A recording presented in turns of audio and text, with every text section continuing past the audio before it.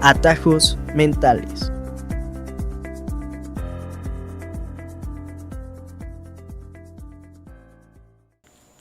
Buenos días, tardes o noches, sea el horario en el que nos esté escuchando. Este es su podcast Atajos mentales. Mi nombre es Eduardo Guerra y me acompaña mi compañera Erandi Carreto. ¿Cómo estás, Erandi? Muy bien, ¿y tú, Edo? Muy bien, excelente. Mira, el tema del día de hoy es la esquizofrenia.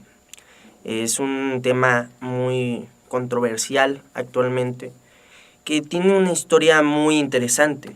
¿Tendrías alguna referencia, algo que decir sobre la esquizofrenia? Pues a mediados del siglo XIX se denominaba demencia precoz y eran tratados con exorcismos. En 1950 se les practicaban logotomías. Muy bien, muy bien. Referente a lo que acabas de decir, me puse a investigar un poco y hay algo de eso que tengo yo en mi información. Tengo una historia, una breve historia que va con la Iglesia Católica.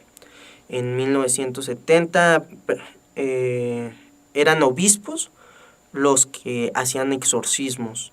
Estos llegaban a horas inmensurables, por así decirlo, y pues se denominaba un demonio muy fuerte al grado de a veces sacrificar a la persona.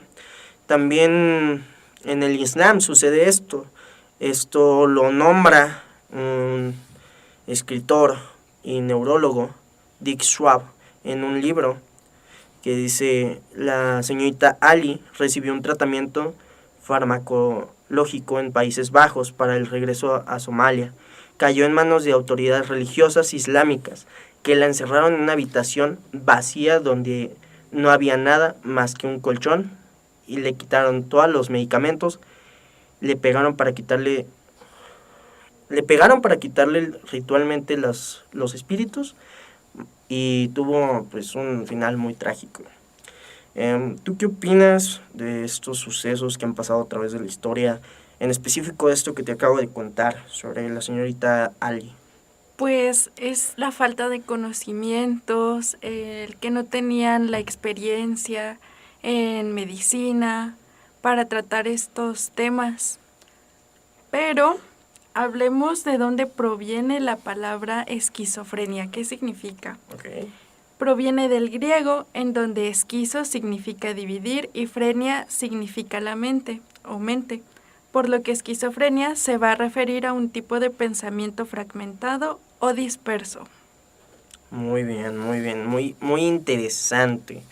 ¿Y no tendrías por ahí para nuestros radio escuchas o podcast escuchas la definición de la enfermedad de la esquizofrenia?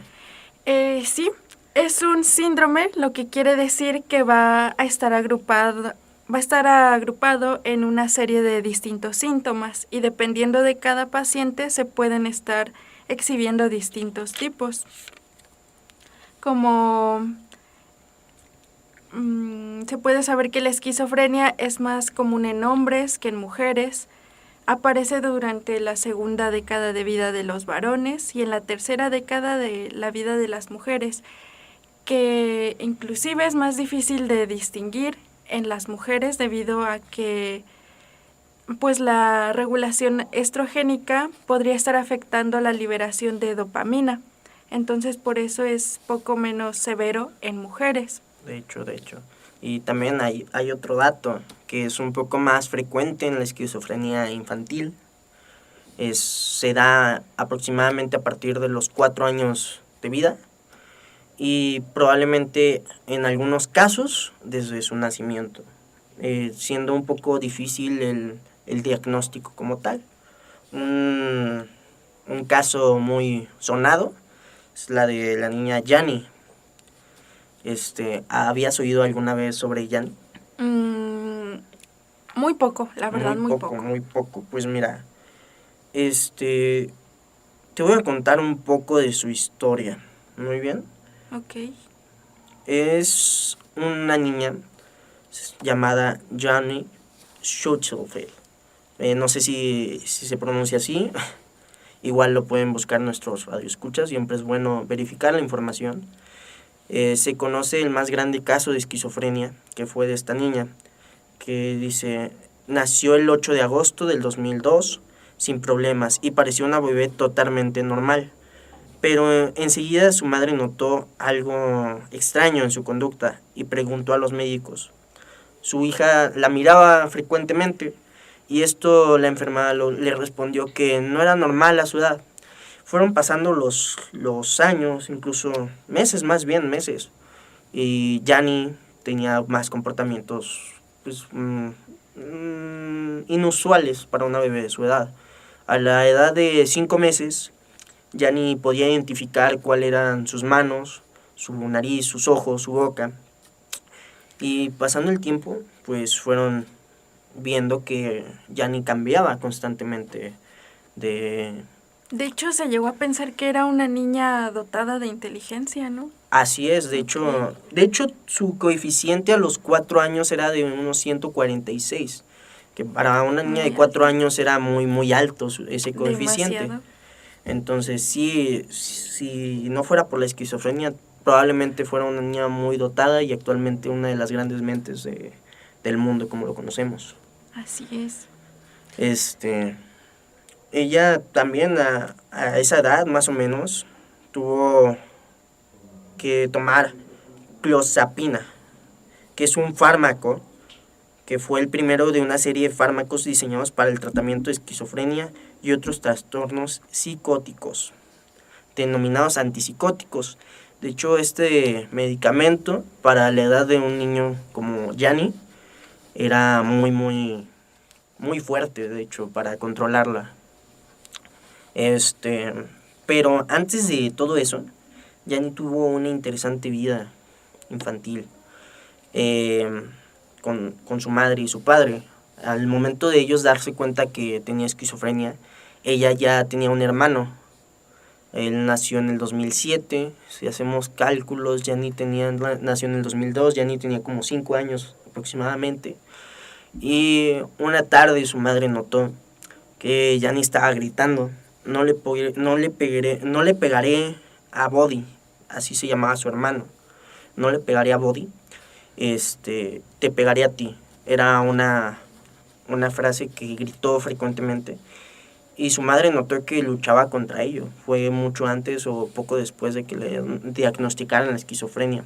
Creo que fue antes, si no mal me equivoco, donde ella luchó con ese proceso para no golpear a su hermano porque las voces en su cabeza así lo decían.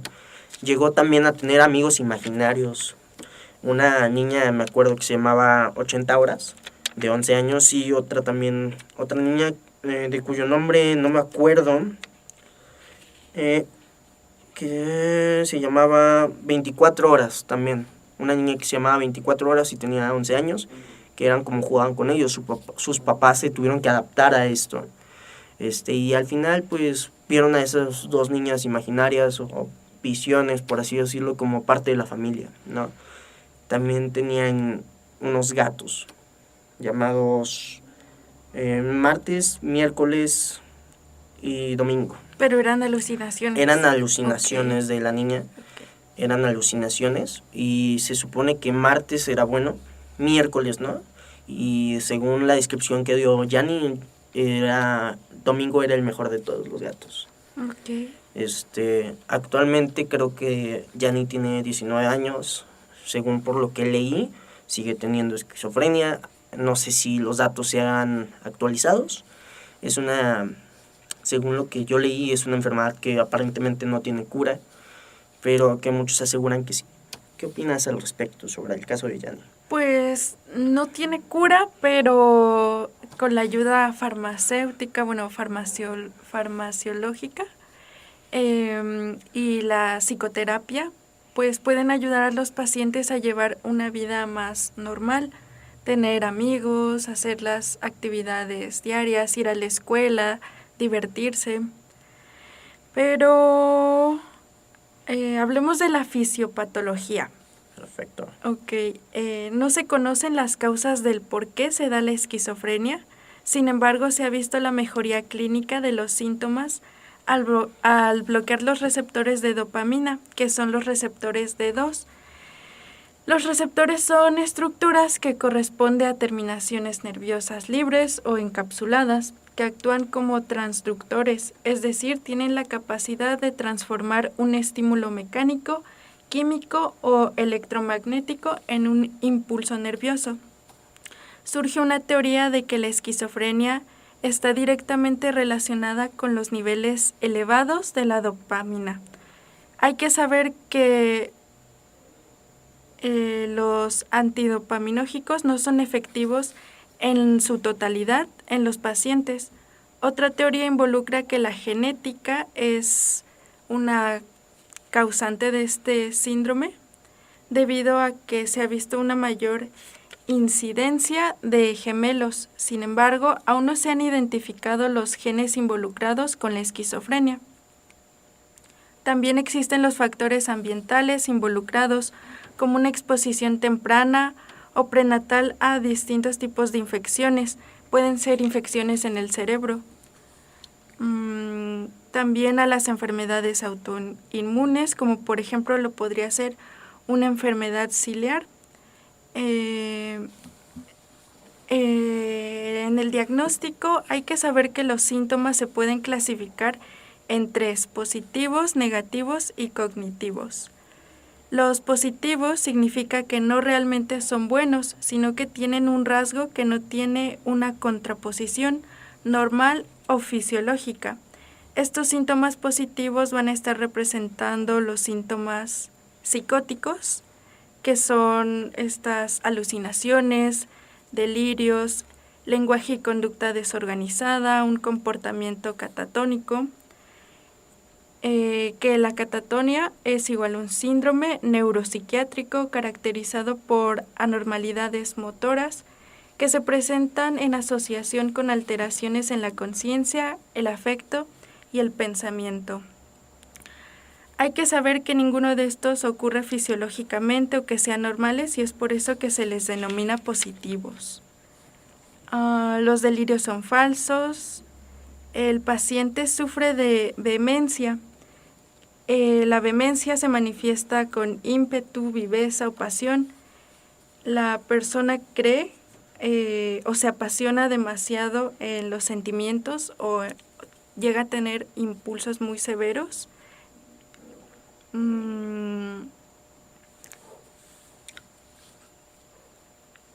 Pero bueno, permítame que te interrumpa.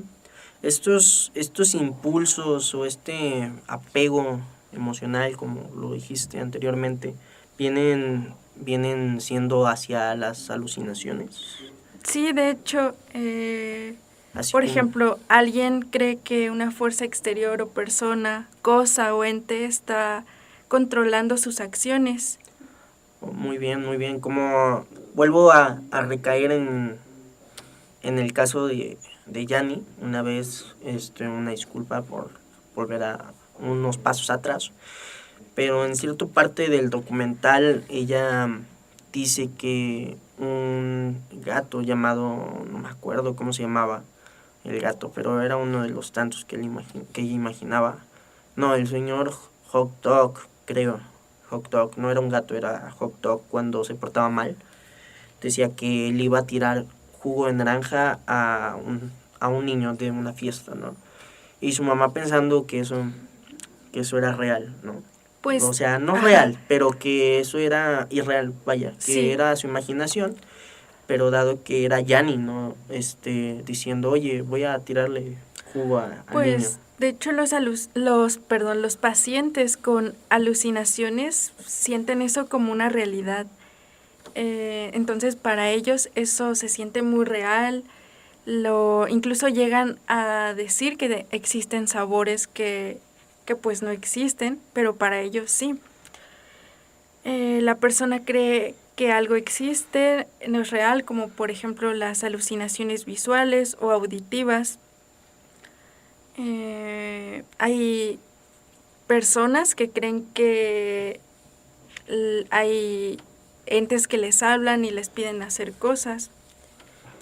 Sí, en su mayoría estos seres o estas visiones que ellos tienen, alucinaciones más bien, que ellos tienen, en su mayoría suelen ser violentas.